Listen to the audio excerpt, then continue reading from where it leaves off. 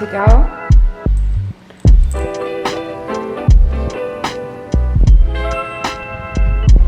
Hi, Kitty.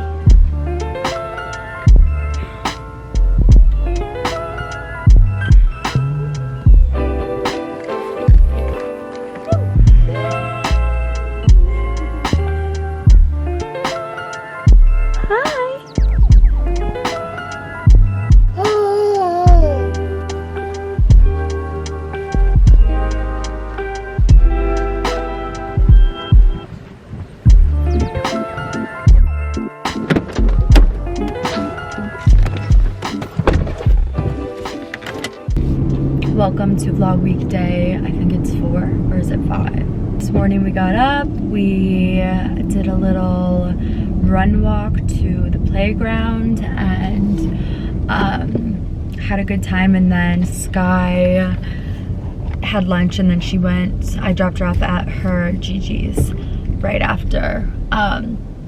So she's hanging out over there, and like the clouds have just been rolling in every single day at like random times. Now I'm out running errands right when it gets so cloudy, it's about to downpour, and I have a couple of little errands that I wanted to run before Wednesday. I leave on Wednesday for a trip, and I just want to get a few things that have been on my list taken care of. So I say on my list, I literally don't have a list. I just like have an ongoing list in my mind of things that I want to do and get done. So that's what we're doing. I'm gonna go get a coffee, just have some me time out and about, and then I'm gonna pick up Skye a little bit later. And Brent's been getting home so late. That first game was brutal. Just trying to like figure everything out, and that's like the shitty thing again about football season. It's like you want to win so that you can see your man, but like when you're losing, they live at the office. So I want to go to Hobby Lobby and Target because I'm looking for like a little mirror that I can put on my window. I know it sounds crazy, but I feel like I have a really good idea that anybody can do. So we're gonna go try to find a mirror, and if I find it out today, I'll link it. If not, I'll order one, and when I find the best one, I'll link it for you guys. But I'm going to command strip a little mirror to the window so that it's like a vanity, like it has really good lighting around it, and then you can pull the blinds down and you won't see the mirror. Does that make sense? So if you have a window in your bathroom, I feel like this will be a really good way to create that vanity without having that eyesore of a vanity in your room or in your bathroom. Also, I have some like groceries and stuff I have to pick up before I'm out of town. Also, I really want to tell you guys my birth story today, since I have a couple of hours of free time later, and I keep meaning to do it. There's no reason that it's taking me this long. Like I haven't been, I mean, obviously in the first couple months I was like, didn't really want to relive it. Like it was very scary and traumatizing, and like I don't want to scare anyone, and everyone's situation is so different. I am scared for my next labor and delivery is like what I'm saying. Like when I get pregnant again, I'm scared. I'm not scared to be sick again. Like I obviously don't want to be sick again, but that at least I knew everything was like okay with Skye. But like the labor and delivery was probably one of the scariest things it was the scariest thing that I think I've ever gone through. But maybe I'll just tell you guys really quick while I'm waiting in line for coffee because it's a long line. So wait, I want to see if I still have the notes in my phone from it. Yeah, I do. Look at, I literally have notes from that I wrote down like the day after I gave birth because I didn't want to forget anything. I like might get emotional. Maybe I should wait till I get home. Okay, yeah, I need to like, oh my god, let me wait till I get home. I can't even look at that right now. I'm in the Joann's parking lot. I'm gonna do Joann's and then Target. They're like right next to each other to try to find this mirror. I'm just gonna tell it before I run in because knowing me, I'm probably gonna forget later. So here is it. I'm gonna try to get the gist of it and not go way into detail because I could tell this story for 30 minutes and I just don't want to bore you guys. Anyways, Friday, May 28th, I was 39 weeks pregnant, and I went to my 39-week appointment. Towards the end of your pregnancy, you go every single week. Some people go even more often if they have like something going on. And Skye was measuring very small, which is weird because she weighed like over 7 pounds, so I don't really know what that was about. But I had very, very high blood pressure at that appointment, and they were worried about preeclampsia, so they recommended, well, I don't know that they recommended or that they like said you need to go to the hospital. I'm pretty sure it was like, you need to go to the hospital tonight because we need to induce you. I was obviously at a perfect week, and I never really thought about induction. I never really knew what I wanted one way or another because I've never had a baby. And I wasn't really picky about my birth plan. I honestly didn't have one because, again, I wanted to be as stress-free as possible and just like go into every situation with an open mind. So yeah, so I had to be admitted to the hospital that night. I remember like going home and packing my bag so fast and freaking out and telling Brent like, we're having this baby right now, like we gotta go. And also, if you watched my vlogs when I was pregnant, I like never packed a hospital bag till like way towards the end. And I don't really know that reason. It just like was so unreal to me that I was like having a kid. So I ended up going into the hospital that night, and in order, before they were going to induce me, they had to soften my cervix. There was no dilation happening, like I was closed as can be, and my cervix was very hard. Like my body has never done this before, and I think it was resisting the fact that I was about to give birth. My doctor said I had to do Cervidil to loosen my cervix, and Cervidil is basically, can induce labor, but it doesn't usually induce labor. Like you usually have Pitocin or other forms of medicine that goes through an IV to induce your labor, which means like start contractions and stuff so that you can have the baby.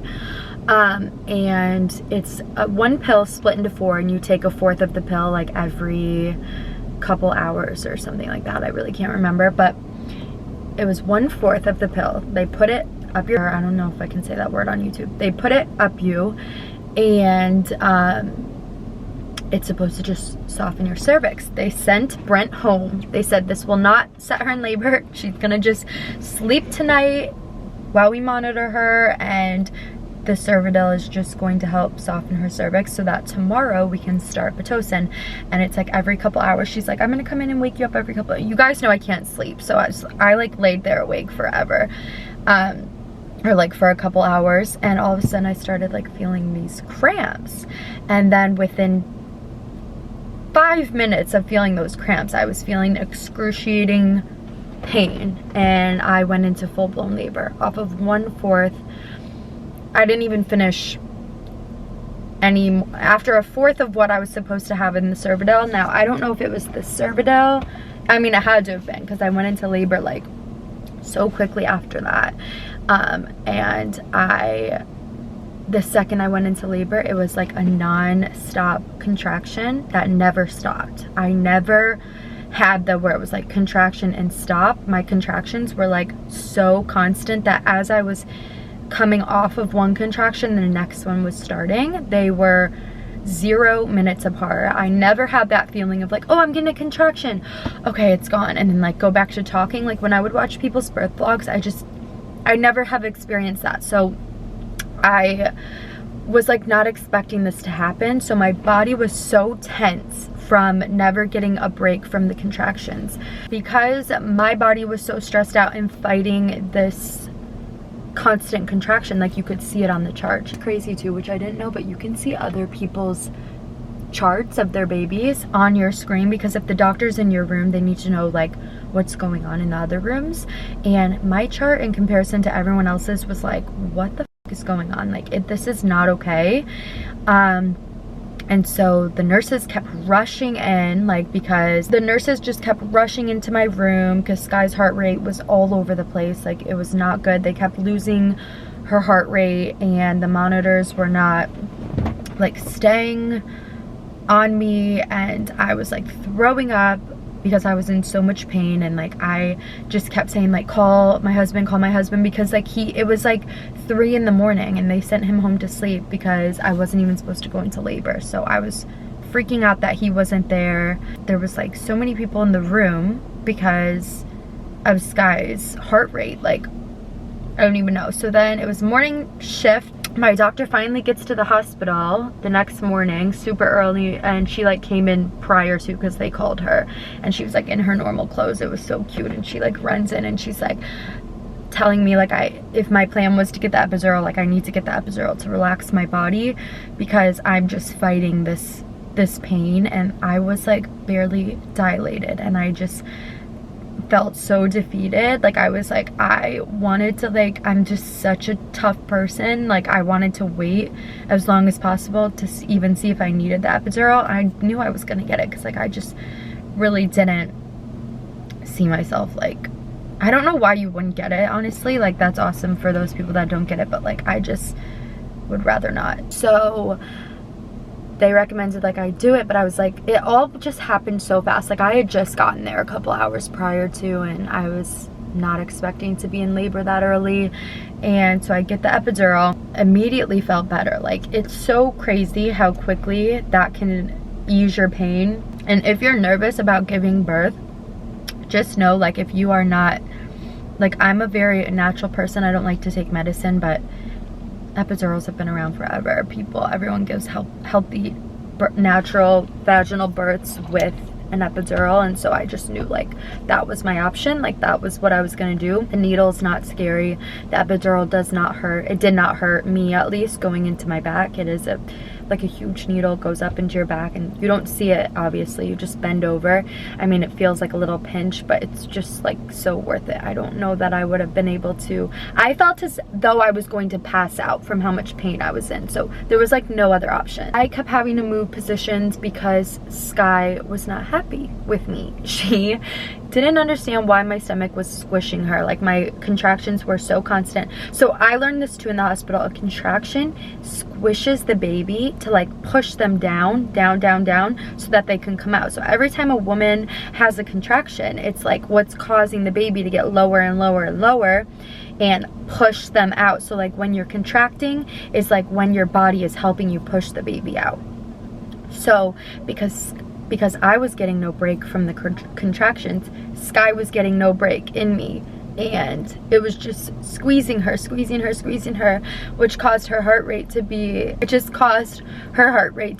all over the place and extremely high, where everyone was super worried. I had multiple doctors and nurses in my room monitoring me, and my doctor knew like I was young, healthy, had a healthy pregnancy, and I really wanted to have a natural birth, but also I'm not a doctor, and I think, you know, most doctors would have. Well, my nurse even told me the next day, she goes, I didn't want to tell you this yesterday, but there was 6 times that we were in the hall discussing like to take you back for a C-section. Like it just was like, everything happened so fast though that I think once Skye's heart rate got to where it was like, we have to get this baby out. Luckily, I dilated from a 0 to a 10 within a couple hours. Like it was just crazy how fast everything happened.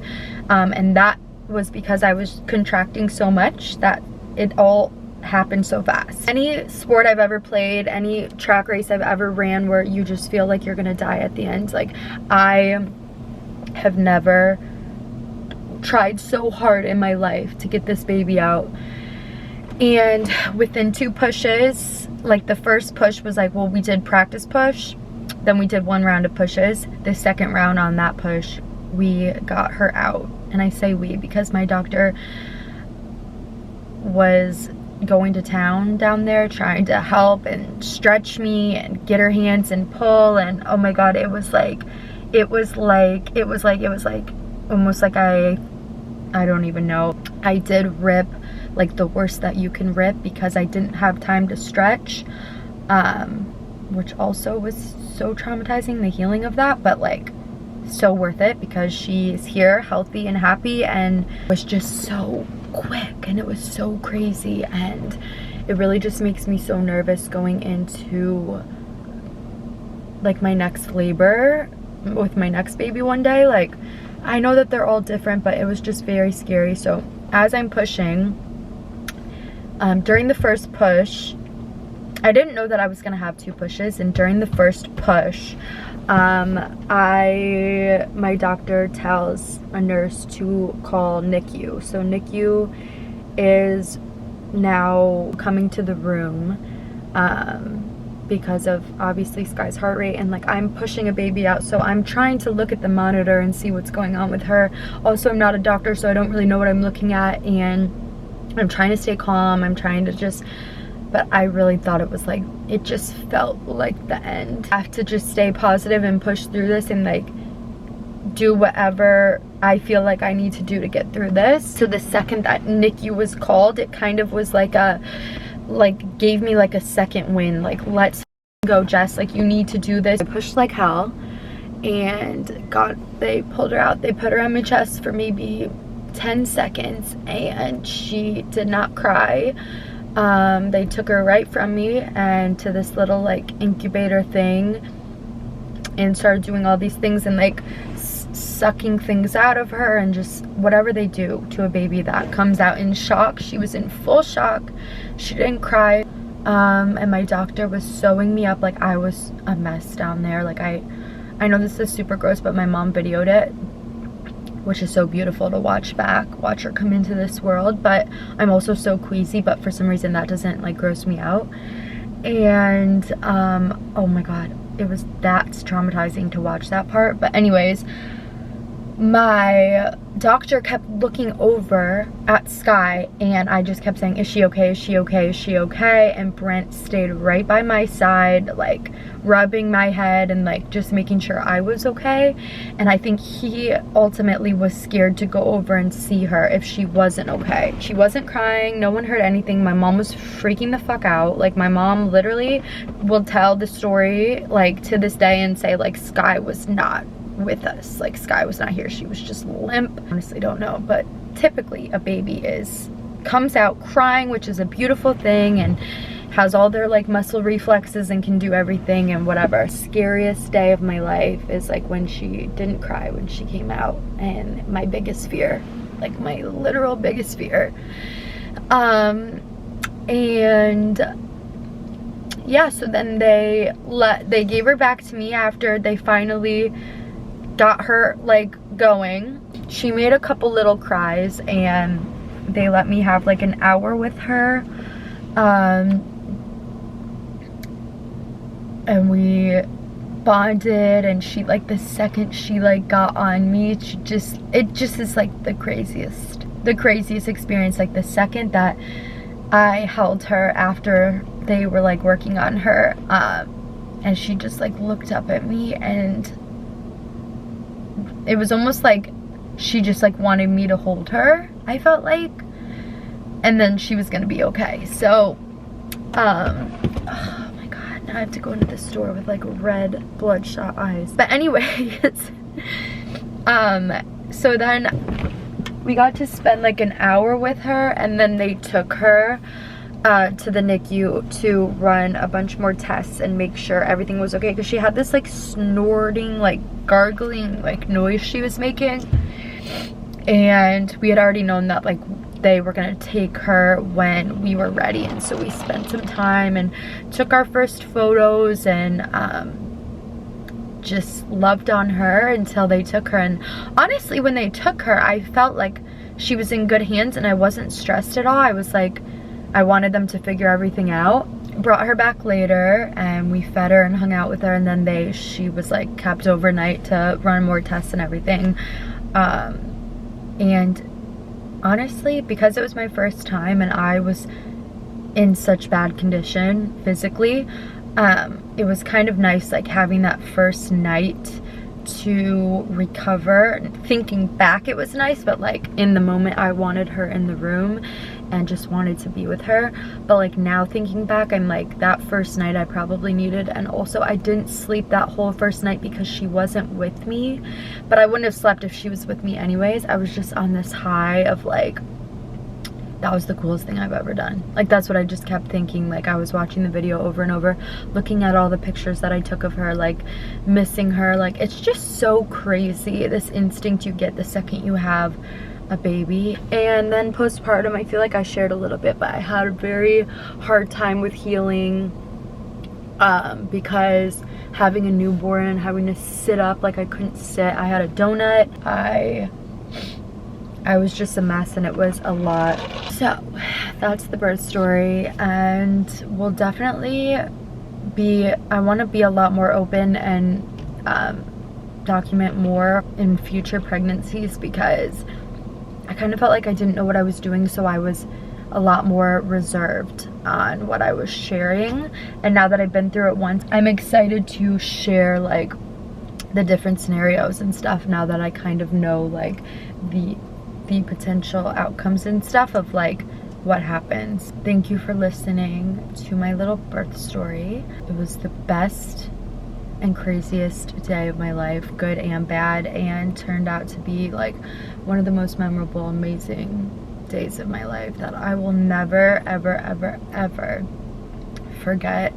So thankful for my nurses, so thankful for my doctor. I love each and every one of them, and I really did felt like they did everything possible to do everything the best way. And I'm very grateful too that I had a doctor that didn't just rush me to a C-section. I don't know, women are just crazy, and like what we go through is absolutely bizarre, and like what our bodies are meant to do.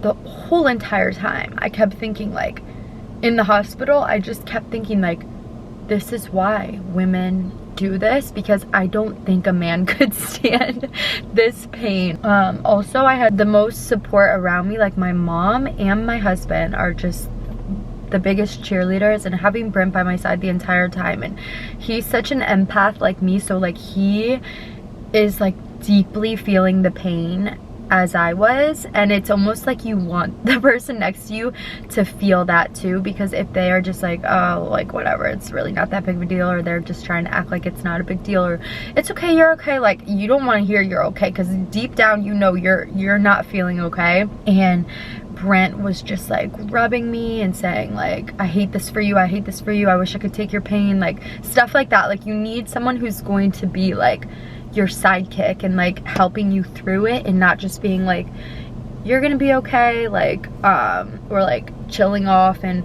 worried about like what food they're gonna get. Like I don't even think Brent ate, because he was just put himself in my shoes. He's like, if you're suffering, I'm suffering with you. And because like I wasn't allowed to eat, I don't even think Brent ate at all. Like he was just by my side. But also I wasn't in there for very long. Like you hear the stories where people are in labor for like days. Oh my god, I don't know how people do it. But anyways, that's it. I'm gonna run in now.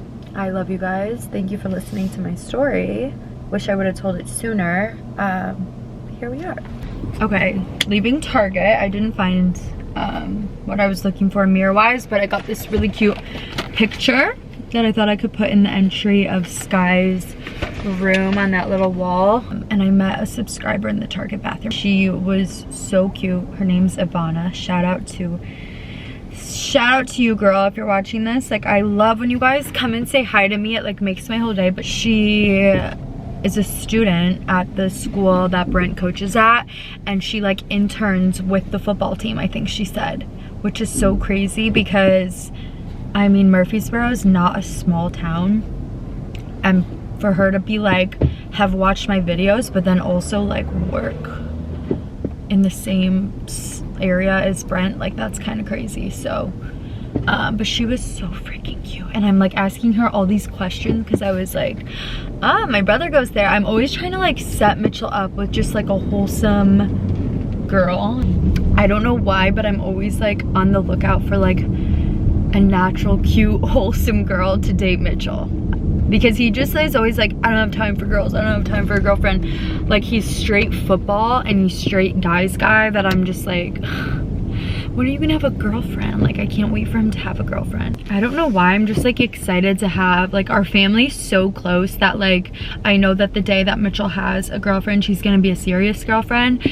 And like I can't wait to like have big family dinners like 10 years from now when he's hopefully married and has a kid, and like we have like multiple kids, and like just have like a big blended family. I know blended means like divorced and then like whatever, but I kind of look at it as it could be like either way. It could be like blending both sides of the family, and like that's what we do right now, is like every holiday and stuff like that, like we blend Brent's family and my family, which is like kind of crazy because not a lot of people do that. We all do holidays together, we all do dinners together, and I really hope that Brent's sister marries someone who's super family oriented and Mitchell marries someone who's super family oriented, and that we can, since it's just like me and Mitchell and Emily and Brent, we can just continue to like blend our families and like do everything together. So then it'll be like Mitchell's wife and Emily's husband will be not anywhere related, but they'll feel like they are, type of thing. Like I would love that. That would just be like the coolest thing ever. And then everyone's kids can like be together on the holidays, and they don't have to be like mom's side. Like I grew up going to my mom's side for this day and my dad's side for that day, but they also have more kids in their family, so it's like a lot more people on each side. But I just think like that would be the cutest thing ever. Such a random rant, but shout out to Ivana. Ivana! No, seriously though, she was so cute. Okay. I'm gonna run into Hobby Lobby now. I think that of all places, they are gonna have what I'm looking for. And then I got this from Joann's. It's just not big enough. I got it anyways because I think temporarily it'll be okay. But I need something a little bit bigger. So I just got back from Hobby Lobby and I found these, which is like exactly what I was looking for. They're candle holders, but I'm gonna rip these things off the bottom, command strip this to the window. I hope it doesn't fall. I also got this smaller one, so I'm gonna go see which one looks better. And then I also have this mini one.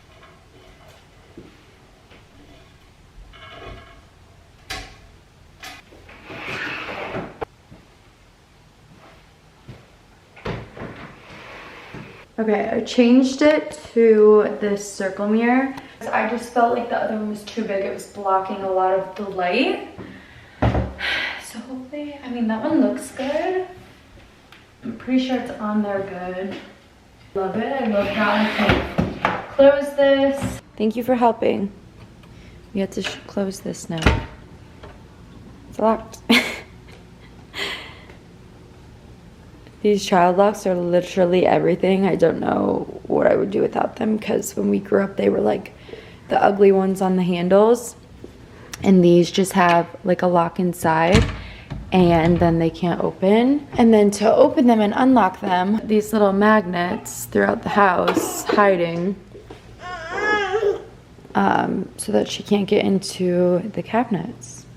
I have them on everything, so I usually leave them unlocked for the most part, because she is pretty good about, she's really good at listening. Like if I tell her no to something a few times, she like knows better than to like keep going to it. But the cabinets we can't really kick. Like I don't want her to feel like she can't touch anything in the house, so I just put the lock on it. But we started, I usually leave them unlocked is what I was saying, and then if she starts getting into something, I'll just lock it really quick, because it's kind of annoying to have to use it every single time. Like it's on the bar right here, and then it'll slide open. Anyways,